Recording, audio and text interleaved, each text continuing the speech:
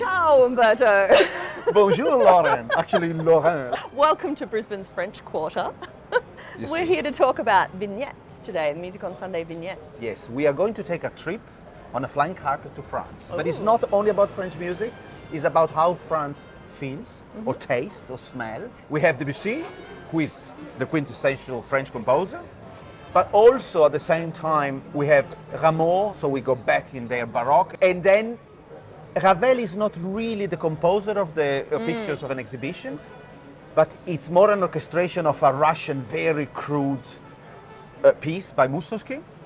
And then Gershwin goes to France to try to study with Ravel. They meet, and then in a way comes back to New York and tries to take back to New York the experience of a young American going to Paris in the 20s. Yeah. And so this is why he's an American in Paris. And he brings back some kind of interesting instruments, doesn't he, when we talk about an American in Paris? Because he wanted to, let's say, absorb the absence and the feel of Paris in the time, and with the traffic and the taxis, he goes to a taxi depot and asks to have 4 different horns from their taxi in different pitches, and he puts them together with 3 saxophones in the American in Paris. So you will hear this, Which we might even hear on the street here in Brisbane. yes, yes, probably not the same horn, but it's No. a much quirkier sound that the modern. Yeah, than the typical taxi Brisbane. Also, the entire program revolves around the saxophone. I mean, Debussy wrote this Absolutely. saxophone Rhapsody. And it's something that we typically don't have in the orchestra on a weekly basis, so it's kind of a cool thing that we're featuring it, but it's also featured throughout the program as well, right? It is also such a famous instrument. Yeah, absolutely. So often they say, "Oh, I love the saxophone." When I say I conduct the Queensland Symphony Orchestra, yeah, we don't technically have a saxophone. So now we will have 3, because Debussy has the saxophone as soloist. Ravel has a big part with the saxophone solo, who is going to play, and then Gershwin has 3 saxophones. So basically, it's a festival. It's a party for Yeah, saxophone. party, exactly. Party for saxophone. And so, what is interesting, all the cross things on this program, is that Satie wrote the Gynopédie, but Debussy orchestrated that.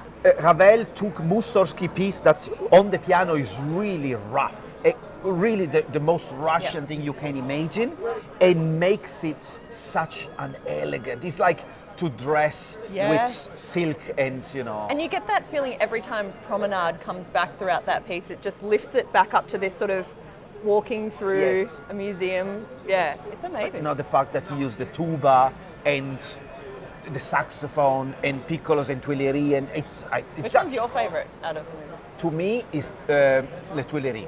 Ah, Because he's so Cute and little, cute yeah, and also delicate. He's full of jokes. Yep. and also, you know, Gershwin went to Ravel to study in Paris, and Ravel met him with him, and he said, "Why do you want to be a second-grade Ravel when you can be a first-grade Gershwin?" So it's like you do you. Yes, be you do you. Yeah. And that's actually is good for everyone, you know. Absolutely. He was already so talented, and go for it. And this in American in Paris, you can see the first half is really French, and the second part is completely blues. Yeah. So you have this connection between, you know, the French Yeah. horns and the traffic. And then going down into a jazz club and very in the alleyway of New York. Yeah.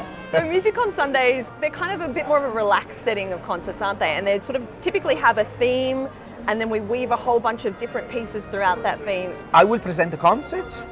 I will guide the audience from the Baroque to the 20th century in France. I think music allows us to travel without actually really moving. And what a good way to start your Sunday morning as well. Just like a little relaxing morning of some French vignettes, and then you go about your day. Maybe you come and have a croissant or a coffee or something like that. For the audience, for sure, is going to be, you know, this French Pinot Noir from the Bourgogne. But not that in Sunday morning you would drink necessarily Pinot Noir. Maybe Sunday afternoon. Yes, Early exactly. Sunday afternoon. I think after this we have to run to France or swim to France. Yeah, absolutely. Yeah.